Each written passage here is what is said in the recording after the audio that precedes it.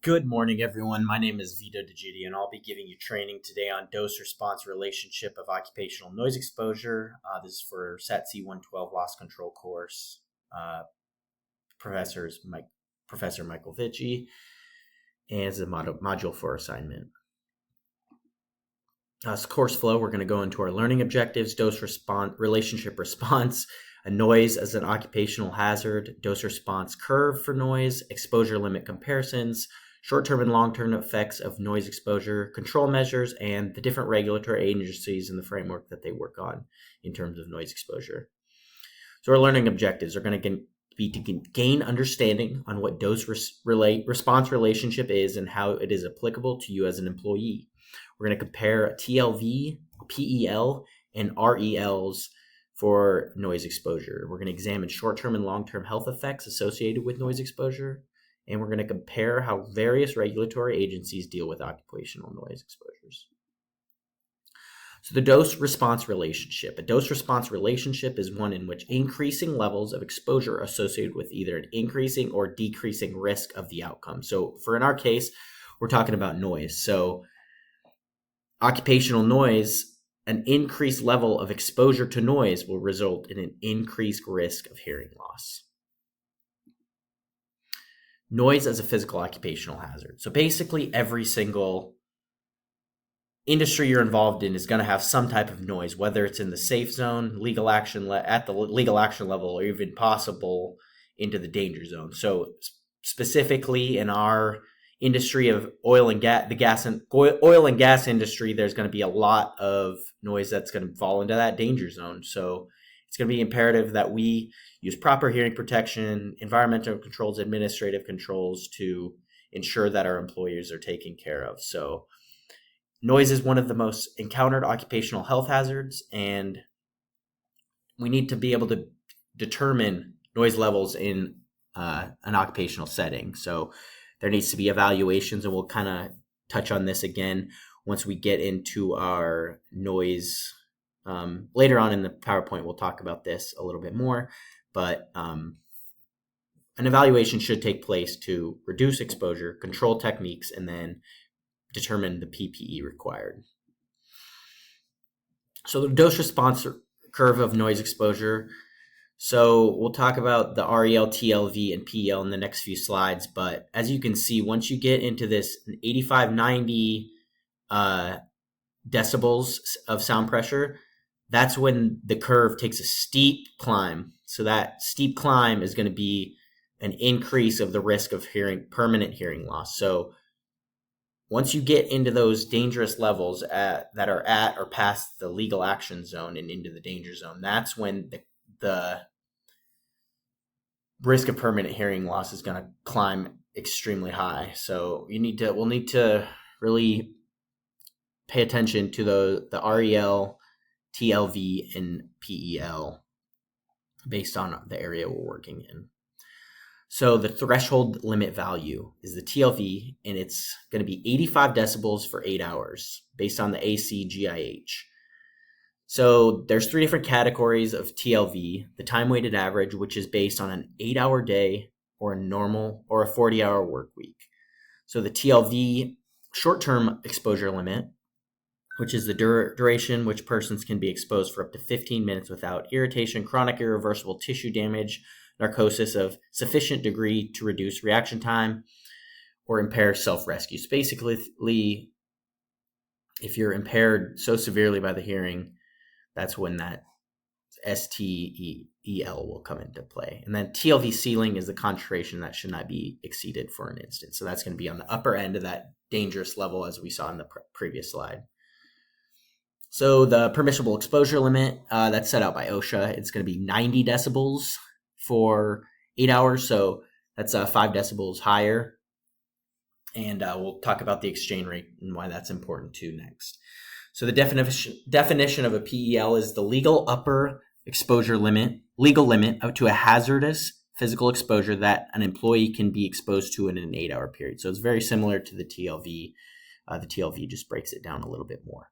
So something we need to also discuss is the exchange rate. So when the noise level is increased by 5 decibels, the amount of time a person can be exposed to a certain noise level to receive the same dose is cut in half. So for every 5 decibels we rise, you're going to cut that time in half. So for example, at 90 decibels for 8 hours, if that's our PEL, if we add 5 decibels to that at 95 decibels, it's going to go to 4 hours.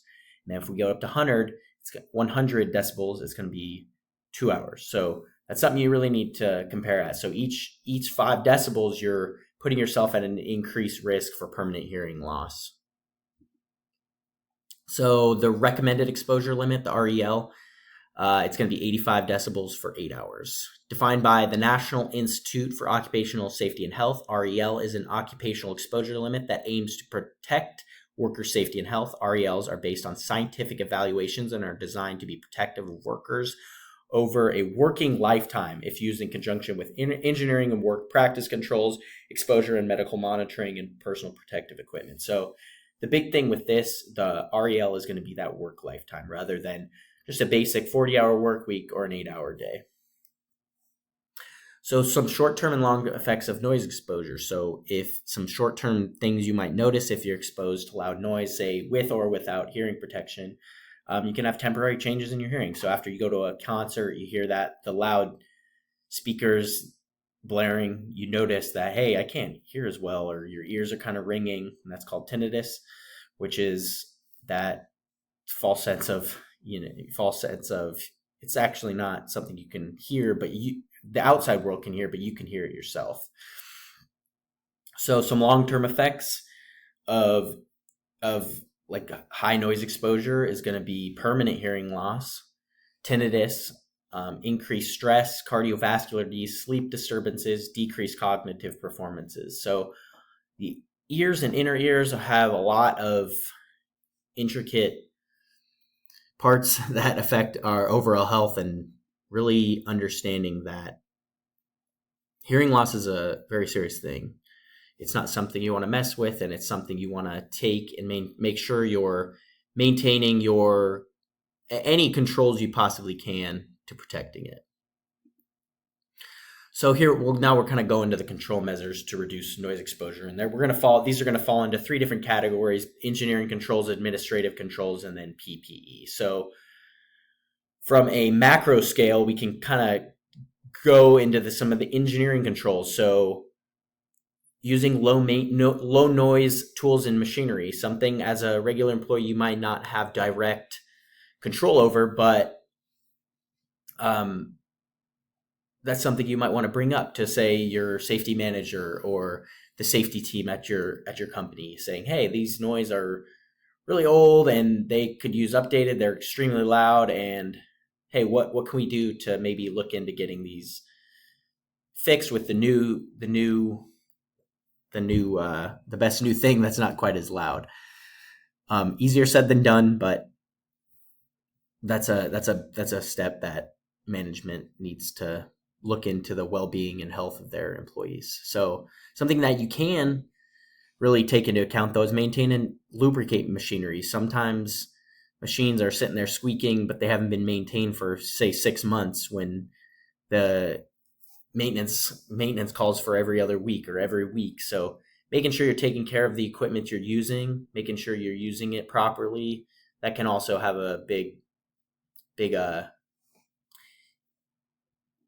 control on the amount of noise it gives out. So, and then from an engineering perspective of the actual building and the various work areas, using different barriers between the work areas. So as you see in some of these different materials that they use, obviously these might not be available to you in your current workspace, but these are different things that can really dampen the amount of sound that comes out of one material, one machine, and reduce the sound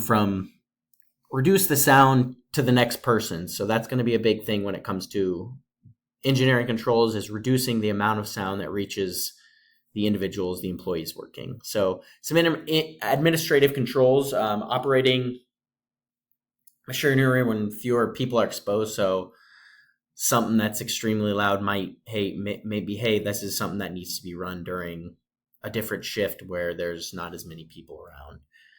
Limiting time in areas of high noise and alternating shifts. So not hanging out, eating your lunch, taking your breaks in the area of high noise, getting away to an area that might have noise controls in effect, and gives you time to rest and take off your PPE and your earplugs and earmuffs to give that a rest as well.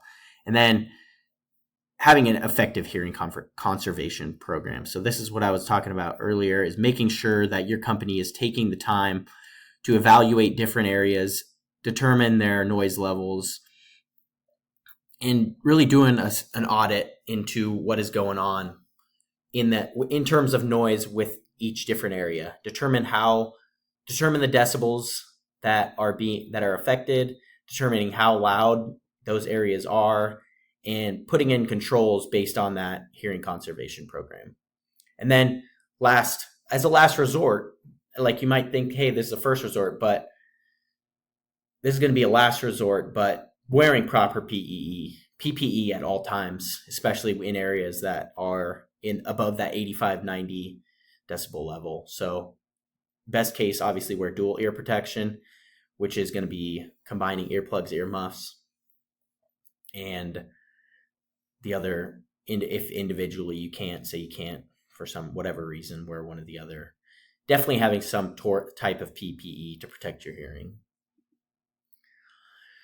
So now we'll go into the last slide and talk about the regulatory agencies and framework. So OSHA is this is all going to be set out. Anything set out by OSHA is going to be in standard 1910.95, which is going to be under the title Occupational Noise Exposure.